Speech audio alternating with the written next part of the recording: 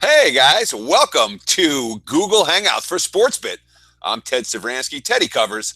I have no Paul Howard by my side tonight. He will be available for the show later tonight, but we're having technical issues on our first Google Hangout, so we're just going to have to deal with the fact that we have no Pauly. So it's me and me alone. I appreciate if you have some questions, please ask away. There's live chat going right now. Let me make sure I'm updating that appropriately. And let me start. If you've never seen Sportsbook before, what the heck are we? You know, there's so much information out there for bettors to wade through. You have your mainstream stats and your mainstream media, and then you have your hardcore gambling stuff where, free play videos here, and everyone's trying to sell you something when it comes to free play videos. What we try to do on Sportsbet is the opposite of that.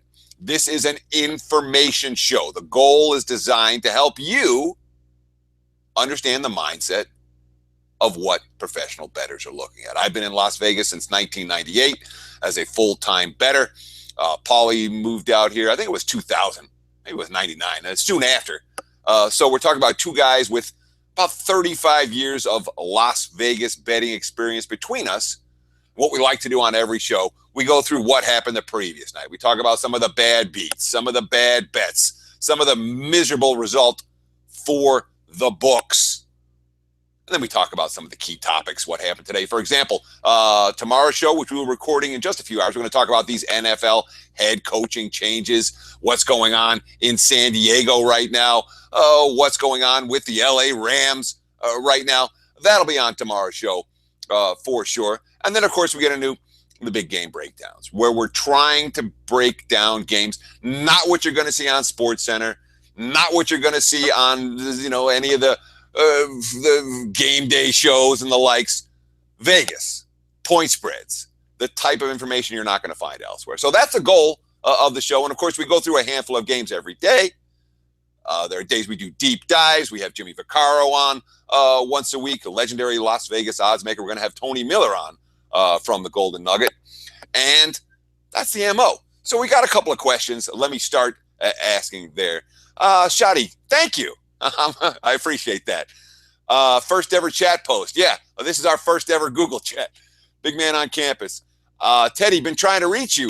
You got me. What can I do for you? Type away. I'll answer whatever I can on air. Darth Vader, Sportsbit sets itself apart by not being a tout service. I appreciate that. That is the goal of the show. We're not trying. Look, I sell plays. All right, you can find my stuff. Google me. It's easy enough to find. That is not the goal of Sportsbit. I don't like selling plays. I've frankly had just about enough of it. If we can get this show viable, we're going to be in position where maybe that's not a long-term part of my future. That being said, the show itself, not designed to sell you anything. We're looking to attract advertisers. We're looking to develop a big enough audience where advertisers will be interested in sponsoring Sportsbit, but selling plays, selling picks, all of that, none of it. Whatever we got, we give. All right, Kirk, I love the play of the day. I appreciate that. And it's been pretty good.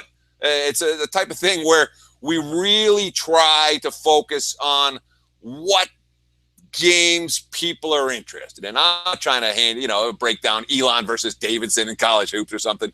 We're looking at the big matchups in the NFL, the big matchups in the NBA, the big matchups in college hoops, and the play of the day will always be on one of those big games. It's always an opinion that we have. Some are stronger than others, and I'll tell you flat out, we're going to have winning streaks, we're going to have losing streaks with the play of the days, but it's been a real good football season in that regard. Hopefully we can keep it going. Let's see. Teddy, you're one of the best at SBR. RB12, thank you, buddy. I appreciate that. Although, I to be honest, I don't. Look, I love the Odds Couple. I think that's a fun show and an interesting show and something very different. Those guys are fun. Pauly and I are business. Shotty, Teddy, do you bet on your pod? We don't usually set an over-under for how long it's going to be. I bet every day, but I don't actually usually bet while I'm taping the podcast. I don't think that's the question you were asking. Please ask again. Deborah, great show and awesome info. Deep dive is your favorite segment. I love the deep dives too. We really, at least once or twice a week, we try to get into some handicapping topic that people are interested. Whether it's the pros bet teasers or, NBA over and undervalued teams or whatever it is for any given time. We're, again, not trying to take a cursory look. We're trying to really go in depth and take a look and help give you the type of information that will make you money. Sal asked, where's Pauly? I'll tell you what. Pauly has had technical issues on our first show. I expect him to be doing Google Hangouts with us next time. I was just talking to him on the phone. Couldn't get it all to figure out before we were scheduled to go on air. So it's just me solo. Okay, let me scroll back up. What do you think about the Cowboys-Packers? Excellent question. I do have an opinion on that game. That is a game we will be previewing on tomorrow's show. It's a must tune in on Friday for the big game breakdown with the two Sunday games. We'll be doing Green Bay, Dallas, as well as Pittsburgh and Kansas City. So let's see. So what do I think about it? Should I make them watch? Should I make them watch or should I tell them? You got to watch. But I'll give you a little hint. Green Bay is a very popular public play this week. The public kicked the book's ass last week. I mean, every public bettor won. There wasn't a sportsbook in town that wasn't hurting on Monday morning. That doesn't always happen 2 weeks in a row. Let's just put it that way. Analyze Ace. I learned a lot. Thank you. That's the goal. Again, it's about learning. It's about sharing information. There's no community when it comes to sports handicappers. We're all fighting each other. And the guys that hang out at pregame and the guys that hang out at Major Wager, they don't want the guys that hang out at SBR, and everyone's battling. That's not the goal. The goal is create something together. Big man on campus. Has there ever been this much parity in college hoops? About 20 teams have a shot. You know, it's kind of been going in that direction over the course of the last 15 years, 10 years, 5 years. You know, I mean, last year I didn't see Nova going all the way, and they finally got their act together in the month of March with something they hadn't done in previous seasons. So, yeah, there is a ton of parity at the top of college hoops, but when it comes to the really best teams, it's still the same ones. It's Kentucky, it's Duke, it's North Carolina, it's Louisville. Those remain the team to beat when it comes to March. But in terms of who has the shot to win the title, I don't worry about that in January. Ask me about that in 6 weeks. Every year before March starts, I usually write it the last weekend of February. Before March starts, I like to write an article called Who Has What It Takes to Win the Big Dance? And at that point, I go through all the stats that show historically what the team to win it all has been able to do. And I'm sure we'll have a lot of that on Sportsbit when it comes to late February, early March. Niall Williams, first time with the live show. Thank you. I appreciate that. Play of the day. Okay, wait. I asked him to ask me, do I bet on the play of the day? I bet on the play of the day just about every day. There are occasionally days where I do not, because we have to have a play on every single show. And boy, you have some light card someday where there's 3 games, and all right, let's figure out what's the least odious pick of the bunch. I would say on a percentage basis, 98% of the time, I think is reasonable to say that I've got money on the play of the day. Sometimes I've got a quarter unit or a half unit. Other times a full unit. Heck, I've given away big tickets as play of the day. My clients get mad when I do that, but if that's the play for the game that we have, so be it. So there are times where I have significant action on the play of the day. Other times, much less so. Tapper Nap. 1326. You're the man. Been following you since the show you did with Walensky. Thank you. Yeah, Vegas Sports Day. The show me and Dave Walensky used to do. That was back, 2011, 2012. So it's been a while since we do that. I appreciate the follow. Thank you, Tapper Snap. RB12. In your professional opinion, what is the minimum amount of bankroll needed to bet full time? How much money you need? It doesn't come down to how much you need to bet full time. What are your expenses? All right. The way that I've always done it personally, and the reason I got into the tout side of the equation to begin with was I wanted to be able to pay my monthly nut via money that I earned touting. I wanted to be able to build my bankroll for my retirement, which is my IRA, because you don't get an IRA in the sports betting world with my bankroll, with my betting. So I always separated the two. I'm going to sell plays so I can pay my bills. I'm going to bet so I can generate wealth. If you're a person that has a monthly nut where your month is $2,000 a month, $3,000 a month, you're not making huge car payments, you don't have a huge house payment, it doesn't take a ridiculous bankroll to expect $2,000 to $3,000 a month from your wagers. You can do that. Again, I don't want to throw out a ton of numbers, but you can do that with a relatively modest bankroll. If you start talking about, well, guess what? My nut every month is $8,000 a month. Plus, I want to take a vacation to Hawaii, et cetera, et cetera. Now you're talking about a significant bankroll just to get started. So it really just comes down to what your personal living expenses are. If you can live on a couple of grand a month, it's reasonable to assume that a modest bankroll, a relatively modest bankroll, a 5-figure bankroll, not a 6-figure bankroll, is what you would need to get started. Let's see. What do we got? Jesse likes the show. Thank you, Jesse. I like the show too. I appreciate that. What the hell was the name of that show? That was Vegas Sports Day. You can look for him on YouTube if you want, with Malinsky back in the day.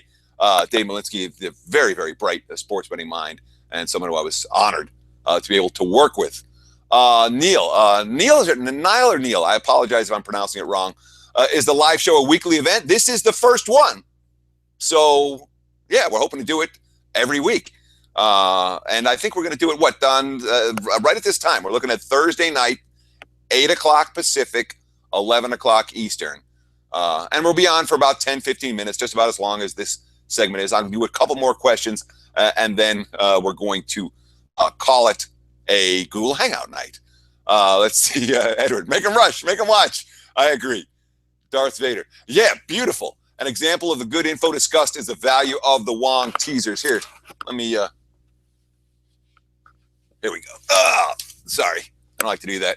Conquering Risk. Really good book in terms of understanding the mentality of how the wise guys think. And teaser is certainly a big piece of that equation. What about the Atlanta? That's from Jesse. I'm assuming you're talking about the Atlanta game. That's the Seahawks and the Falcons. We talked about that on today's Sports Bit. You can find that right now at sbrpicks.com. You can find it on YouTube. And one of the things we also will be doing, I'm going to be tweeting out individual show segments, which is something that I haven't done in the past. We've got we've got individual segments for all 4 NFL playoff games this weekend, and I will be tweeting those out on game day itself. Let me do a couple more questions. RB12, how much do you bet per game? I appreciate the question. None of your business. It is your business. I shouldn't say that. Let me put it this way. I bet probably more than the average bettor. I do not bet 10 dimes on any game.